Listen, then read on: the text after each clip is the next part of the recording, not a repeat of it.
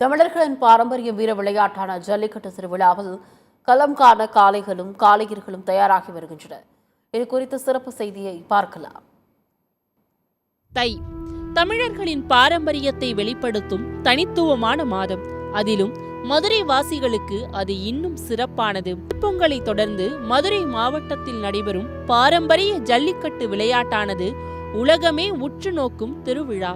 அதற்கு இன்னும் ஒரு சில வாரங்களே உள்ள நிலையில் ஜல்லிக்கட்டுக்கு காளைகளும் காளையர்களும் போட்டி போட்டுக்கொண்டு தயாராகி கொண்டிருக்கின்றனர். ஜல்லிக்கட்டு விளையாட்டில் மாடுபிடி வீரர்களோடு மல்லுக்கட்ட, ஜல்லிக்கட்டு காளைகளுக்கு நடைப்பயிற்சி, நீச்சல் பயிற்சி, மூச்சு பயிற்சி என காளை உரிமையாளர்கள் தங்களது ஜல்லிக்கட்டு காளைகளை இப்பொழுதிலிருந்தே தயார்படுத்த தொடங்கி உள்ளனர். மேலும் காளைகளுக்கு பயிற்சி அளிக்கும் பொழுது மாடுபிடி வீரர்களும் அதோடு சேர்ந்து பயிற்சி எடுத்துக் கொள்கின்றனர். காளையை பிடிப்பதற்கு முன்பாக கபடி விளையாட்டில் பயிற்சி எடுத்துக் கொள்கின்றனர். பிறகு நீச்சல் பயிற்சி, நடைப்பயிற்சி, மிதிவண்டி ஓட்டுதல் என மாடுபிடி வீரர்களும் தீவிரமாக பயிற்சி மேற்கொள்கின்றனர்.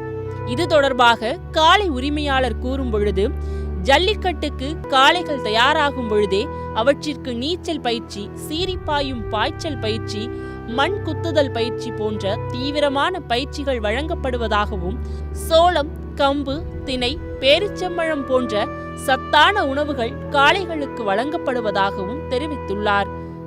சின்ன பிள்ளையில இருந்து ஆசை மாடு வளர்க்கணும்ட்டு இப்போ 3 மாடு வாங்கி வளர்த்துக்கிருக்கேன்.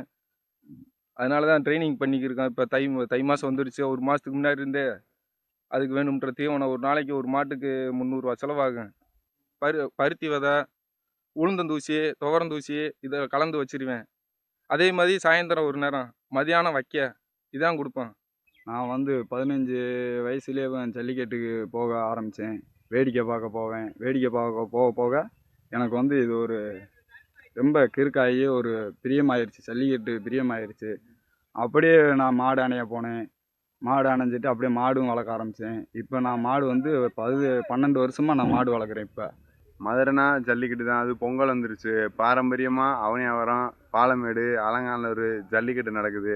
அதுக்கு நாங்கள் தினமும் காலைல மாடை நடைக்கு பிடிப்போம். ஒரு 5 கிலோமீட்ரு போயிட்டு வந்துட்டு நீச்சல் போடுவோம். நல்லா தீவனம் வச்சுட்டு மாடை ரெடி பண்ணிக்கிருக்கோம். அதனால் ஜல்லிக்கட்டு வந்துருச்சு.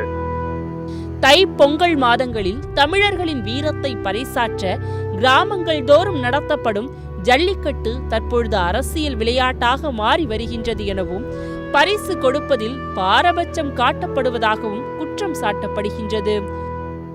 வெத்தலை பாக்கு வச்சு பழைய காலத்துல வெத்தலை பாக்கு இதை வச்சு தான் அழைப்பாங்க. இப்போ ஆன்லைன் டோக்கன் போகிறனால கொஞ்சம் சிரமமாக இருக்குது. டோக்கன் கிடைக்க மாட்டுது. இது மாதிரி இப்போ அவனியாபுரம், பாலமேடு இதுக்குன்னா கொண்டு போனால் மாட்டு பெரிய பெரிய ஆளுகளுக்காக டோக்கனை கொடுத்துறாங்க. இந்த விவசாயம் பண்ணுறவங்க இவங்களுக்குனா யாருக்குமே டோக்கன் சேரதில்லை. பெரிய பெரிய ஆளுக்காக கொடுத்தா நாங்களும் மாடு வளர்க்குறோம் எல்லாருமே. இப்போ நாங்களும் மாடு வளர்க்கணும் ஆசைப்படுவோம். எல்லாருக்கும் ஆசை இருக்கதான் செய்யும். அந்த மாடு வளர்க்கணும், எல்லாரும் மாடு வளர்க்குறது அதுக்கு தானே. சீறி திமிரும் காளைகள் உரிமையாளரின் வார்த்தைக்கு மதிப்பளித்து அப்படியே அமைதியாக அவர்கள் பின்னால் செல்வது அனைவரையும் ஆச்சரியப்பட வைக்கின்றது. உலகமே எதிர்பார்த்து காத்திருக்கும் ஜல்லிக்கட்டில் மல்லுக்கட்ட காளைகளும் காளையர்களும் ஆர்வத்துடன் தயாராகி வருகின்றனர்.